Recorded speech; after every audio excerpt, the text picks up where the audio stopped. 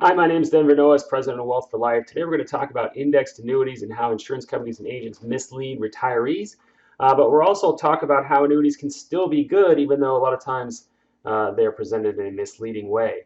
And I'll give you an example. This is kind of, I'm not particularly picking on one insurance company. I'm picking on a lot of insurance companies, but I'll give you this one example.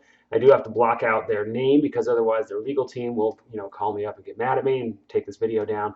But this particular one, they talk about unlocking the power of dividends. You'll see this in the new trend in indexed annuities. You have these uncapped strategies, and that's how they're marketed. There's no cap on gains. You get the upside of the market. Well, there's a lot of fine print there. And if you look at this one says S&P 500 Dividend Aristocrats, which everyone hears about, and they go, wow, that's great. And then there's this other little sentence in the end here, right here, that says daily risk control 5% excess return.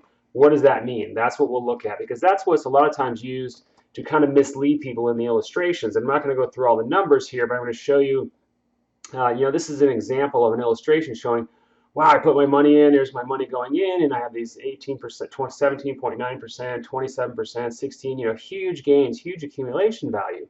And then I kind of read the small print here and I go, okay, wait a second. They're showing me the market from January 2009 to December 31st of 2018. So that right there, because hey, what happened during the market during those times? Well, they're basically taking, this is a chart of the S&P 500, they're basically taking the bottom of the market. Remember, after 2008, market crashed, and they're taking that number from when the market was at the bottom and then illustrating it twice and letting it, all the way up to today, where again, you've had this huge run up from the bottom of the market, this huge bull market since the market crashed. So is that realistic to say, hey, that's a good way to project how the product is going to do? Not particularly. And so what happens is they use these things called risk control. And I'm going to scroll down in this one a little bit to give you what risk control means. There's an explanation in most of these brochures that you'll see from these insurance companies that tells you that risk control means that if there's a 5% swing, as in they measure volatility, then they're going to shift the money into cash. And you'll see it kind of right down here. The cash component increases, the more volatility goes up. Now, not to get too much into the weeds here, but the lower that daily risk control number, meaning 5%, means that they're going to shift to cash a lot.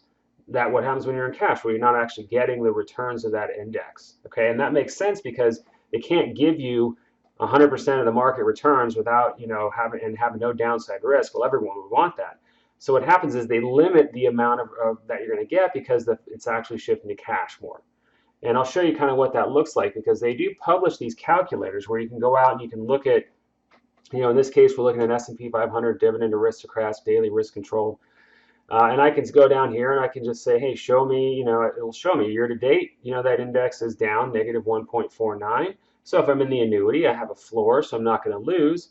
And then I can just purely click on the 3-year return and we go back to the 5-year return, and you'll see it's about 3.44%. Now the next thing they're doing is they're adding in what's called a participation rate. And if we click back here, and I know a lot of these terms are, is industry specific, so you might not be familiar with them, but they will give you this par rate, meaning they're going to take the gain that the index does and they're going to times it by 150 to show you what the yield is. So the misleading thing here is that can change. So if that par rate comes down, you're going to get a different number. But here's how you calculate the gains. You can look and see, okay, the last 5 years that index did 3.44%. Then you simply take your calculator and you times that 3.44 times the participation rate of 150% or 1.5. Okay, so the last 5 years, that index did 5.16. And you go, okay, that's not really that bad for a vehicle that doesn't have market risk. But then when you go back to their illustration and you kind of look at what they're quoting, well, that's this number right over here. Well, they're still quoting 6.68 because they're, doing this huge big number. And remember, these little percentages might sound like a small difference, but there's actually a big difference between 6.68 and the number you're looking at over here, which we just came up with on our calculator, which was 5.1.